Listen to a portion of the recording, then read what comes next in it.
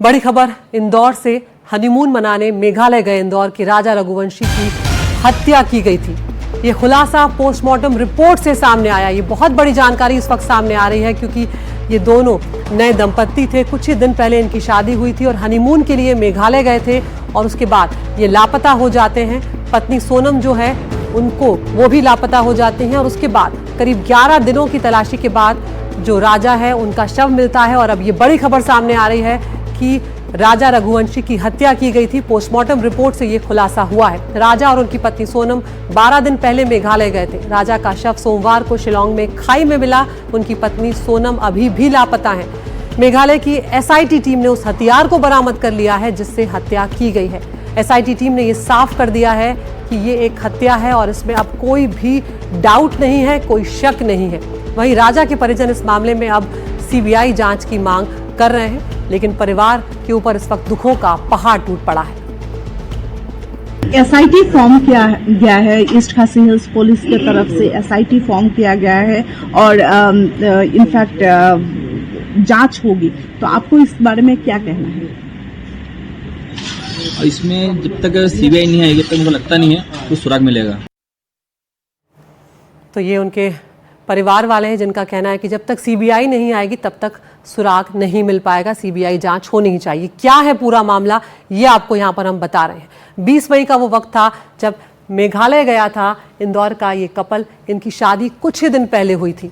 Honeymoon के लिए ये दोनों मियाँ बीवी जो हैं वो मेघालय गए थे और उसके बाद जैसे ही ये थोड़ा आगे बढ़ते हैं 23 मई को शिलांग में ये दोनों लापता हो जाते हैं। इनसे कोई संपर्क नहीं हो पाता है। 24 मई से दोनों के मोबाइल फोन जो हैं वो भी बंद हो जाते हैं। उसके बाद ओसरा हिल्स जो है उसके पास कपल की स्कूटी जो है वो बरामद होती है क्योंकि सर्च ऑपरेशन तब तक चलाया जा चुका था।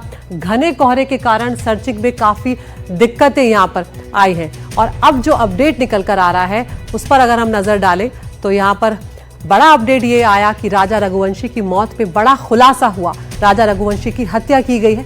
मेघालय एसआईटी जो है उनकी तरफ से ये बात कही गई है। राजा के परिवार ने अब सीबीआई जांच की मांग की है। राजा रघुवंशी का पुलिस शव को मिला था। मेघालय की जो एसआईटी है स्पेशल इन्वेस्टिगेटिव टीम उन्होंने मर्डर का जो हथियार था उसे भी जब्त कर लिया है।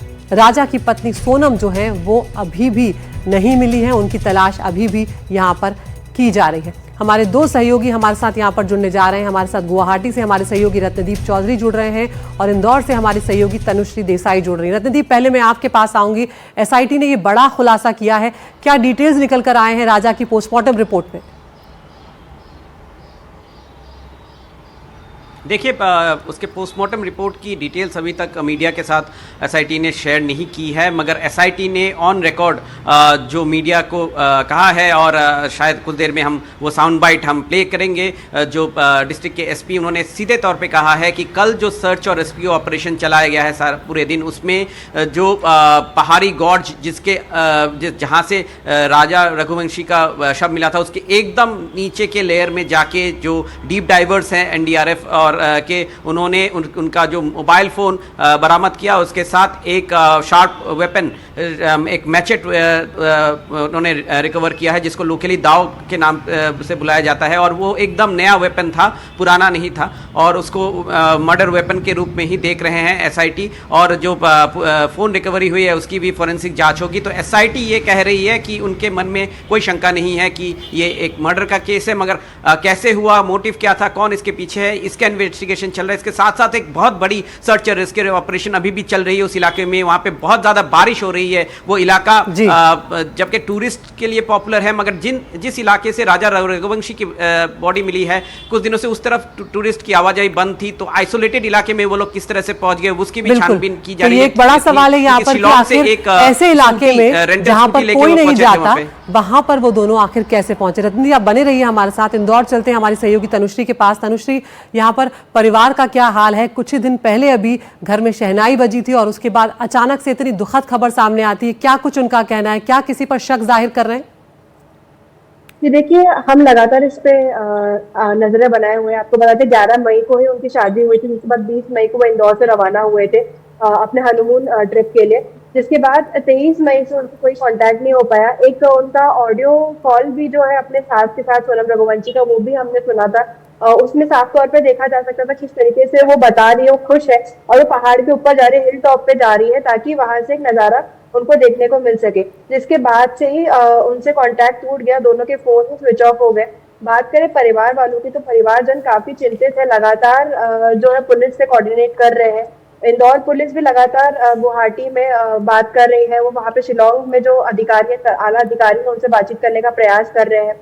वहीं परिवार वालों ने पहले ही जो है किडनैपिंग का शक जो है जाहिर किया था। उन्होंने बोला था कि हो सकता है उन्हें किडनैप किया गया है, जिसके बाद उन्होंने जो है स्पेशल फोर्सेस की भी मांग की थी कि स्पेशल फोर्सेस की मदद के जरिए उनको ढूंढा जाए। जिसके बाद जो है शव को ढूंढा गया है और शव ढूंढने के बाद जो उसकी पहचान की गई, उनके हाथ पे बने हुए टैटू से राजा रघुवंशी के भाई ने उनकी पहचान की है। हालांकि सवाल अभी ये उठ रहा है, परिवार वाले भी ये पूछ रहे हैं कि सोनम रघुवंशी कहाँ पर है, सोनम रघुवंशी का अभी तक कोई पता क्यों नहीं चल पाया है। तो तमाम परिवार वाले परेशान हैं। उनका कहना है कि सोनम रघुवंशी जल्द से जल्द मिल जाए और आशा कर रहे हैं कि वो सकुशल हालत में बिल्कुल। तो अब ये मामला काफी पेचीदा हो गया है कि आखिर सोनम कहाँ है, वो दोनों ऐसी जगह पर कैसे पहुंचे जहां पर बहुत कम लोग जा रहे थे, आवाजाही नहीं थी, एक आइसोलेटेड वो एरिया था, और किस तरह से जो हनीमून मनाने गए थे वो अचानक से इस तरह के किसी हादसे का शिकार हो जाएं, ये बहुत बड़ी बात है। बहुत बहुत शुक्रिया आप दोनों सहयोगियों का यहाँ पर हमसे जुड़ने के लिए।